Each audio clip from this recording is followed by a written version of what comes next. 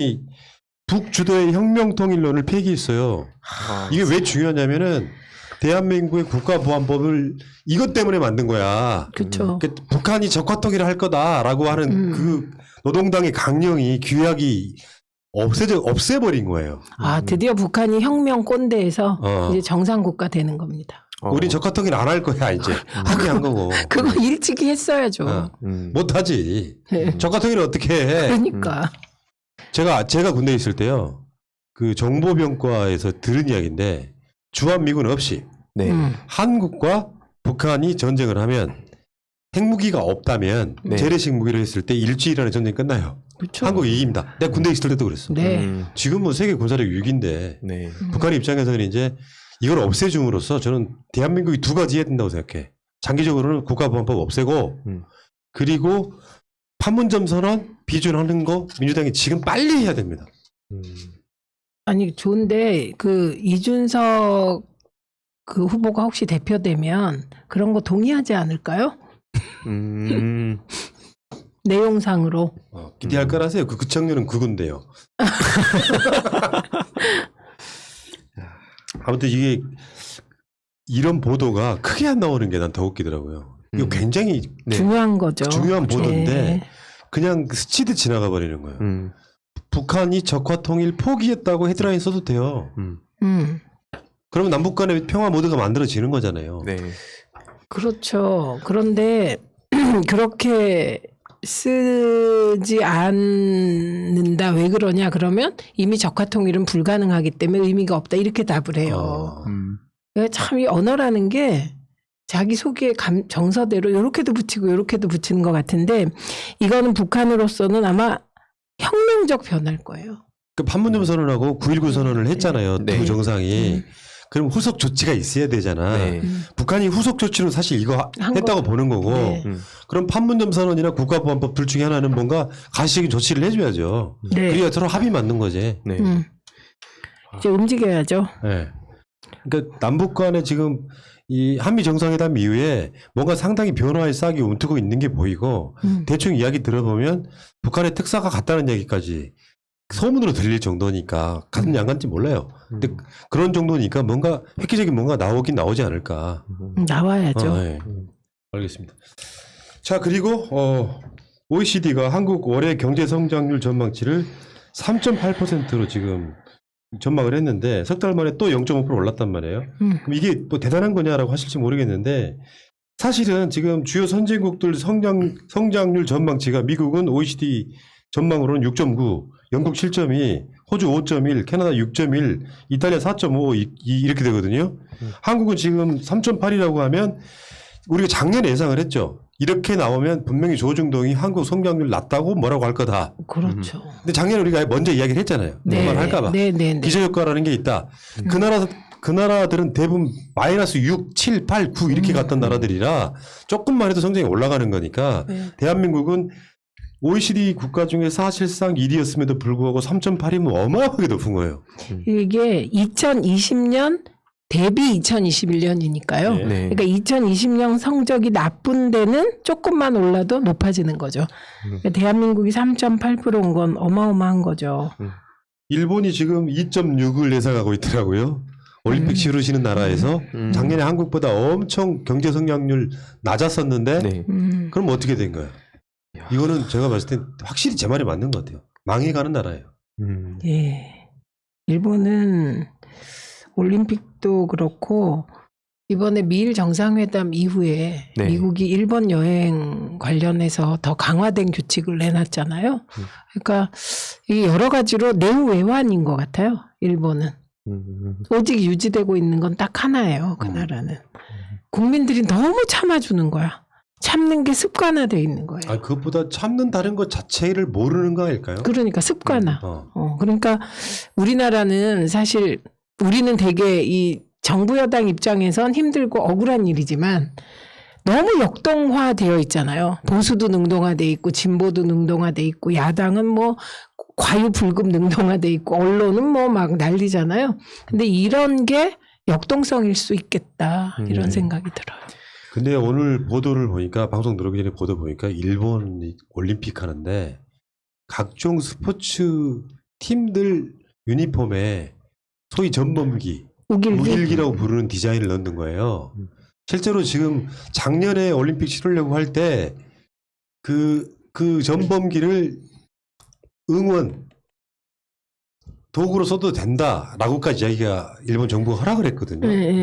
근데 지금 이 상황에서 일본이 저러고 있는 거는 우리 올림픽 오지 말아줘를 이야기하는 거 아니에요? 아, 저거 그 일본의 특성으로 볼 때 어려워서 그래요. 일본을 어려우면 그렇게 극우적인 행태를 해요.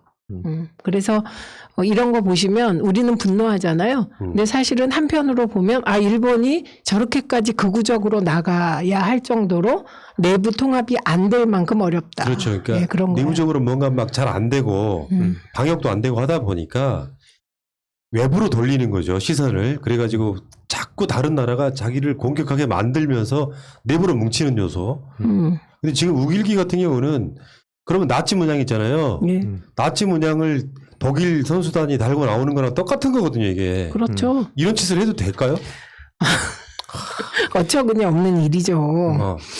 예전에 그 기억나서 지금 검색해본 게 도쿄올림픽 전범기 그 반입금지 결의안에 기권했었던 사람 중에 이제 곽상도, 엄영수, 이종구 막 있었다고. 그러니까 이런 것들을 계속해서 잊으면 안 된다고 생각을 하는 게 뭔가 아까 뭐 역사 변화라든지 이런 것도 저는 어떤 생각이 드냐면 먼 옛날 역사, 그러니까 역사책으로 배우는 역사에 대해서는 되게 막 끌어오르고 뭔가 그렇게 느끼지만 현재 진행형인 거에서 너무 무딘 것 같다는 생각이 들더라고요. 근데 지금 이 역사의 어떤 변화의 과정의 그 중심에 저희 시민들이 지금 있는 것이고 그 이런 과정들을 우리가 지금 바로잡지 못하면 향후 50년, 100년이 더 힘들어지기 때문에 이런 걸 계속해서 문제 제기해야 된다 봅니다. 예. 네.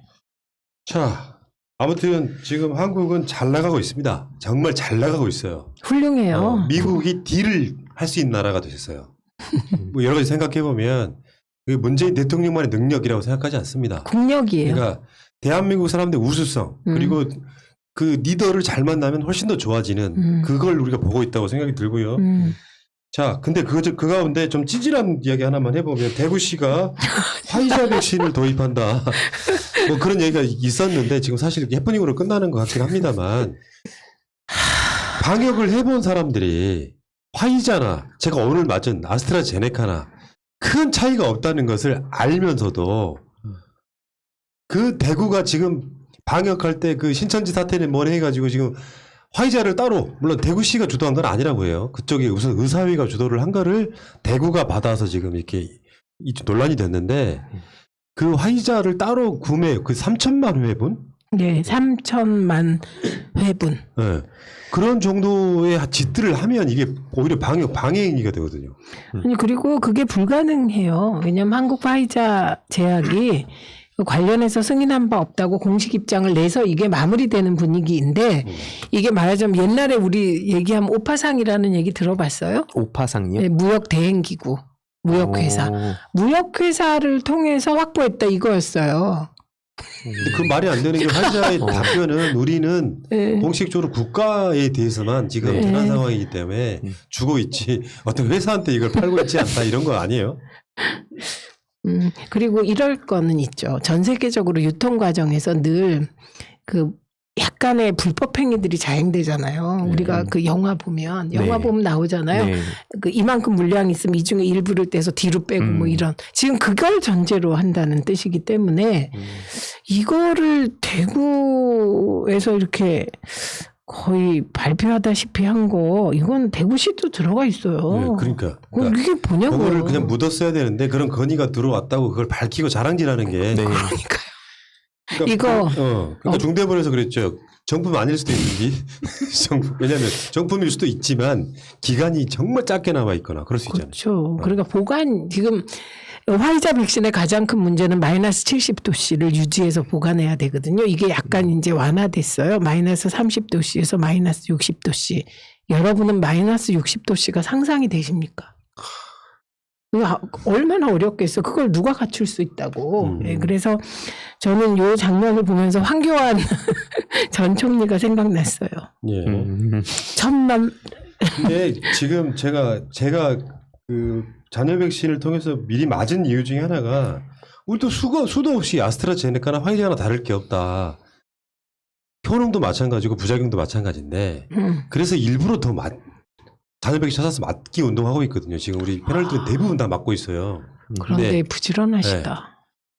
이제 또 다른 방법이 하나 있긴 하잖아요. 그러니까 그걸 통해서 맞고 있긴 한데 그 화이자 백신은 좋은 백신이고 아스트라제네카 백신은 나쁜 백신이라는 그 선동을 해왔던 거잖아요. 그렇죠. 한국의 전체 1억 9,200만 분의 물량 중에서 화이자가 초반에 쓰는 백신이었기 때문에 이걸 망가뜨려야 되는 그들의 입장에서는 아스트라제네카를 계속 폄하해 왔었는데 오늘 또 그 청와대 청원 올라왔잖아요. 화이자 접종 후 엄마 외삼촌이 같은 날 사망해서 너무 억울하다.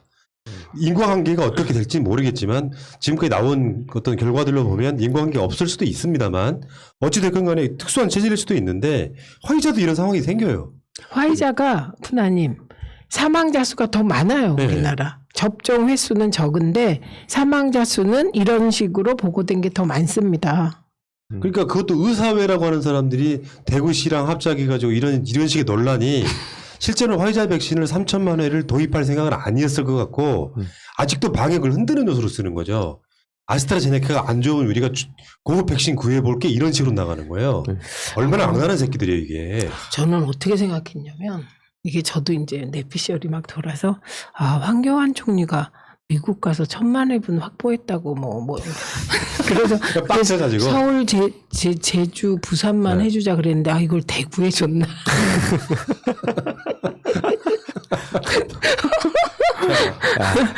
자, 이 이야기는 여기까지 하겠습니다.